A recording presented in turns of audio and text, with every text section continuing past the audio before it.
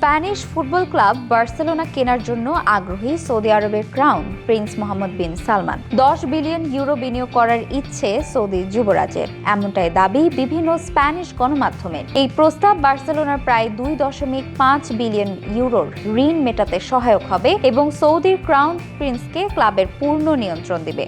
Saudi আরবের public investment fund বিশ্বের ক্রীড়া ক্ষেত্রে বিনিয়োগ বাড়ানোর কৌশলের অংশ হিসেবে এই ধরনের প্রস্তাব বিবেচনা করছে। তবে বার্সেলোনা ও রিয়াল মাদ্রিদের মতো ক্লাবগুলোকে সম্পূর্ণভাবে বিদেশি বা ব্যক্তিগত কোনো সংস্থা কিনতে পারে না, কারণ বার্সেলোনা ক্লাবটি সদস্য মালিকানাধীন ক্লাব, যারা ক্লাবের ভোটাভুটি ও প্রশাসনিক কার্যক্রম নিয়ন্ত্রণ করে। হাজার হাজার সদস্যের ভোটের মাধ্যমে ক্লাবের গুরুত্বপূর্ণ সিদ্ধান্ত নেওয়া হয়। স্পেনের অনেক বিশ্লেষক মনে করছেন এই 10 বিলিয়ন ইউরো প্রস্তাব সম্ভবত প্রতীকী। ক্লাবটি বর্তমানে 2 বিলিয়ন ইউরোর বেশি ঋণে রয়েছে।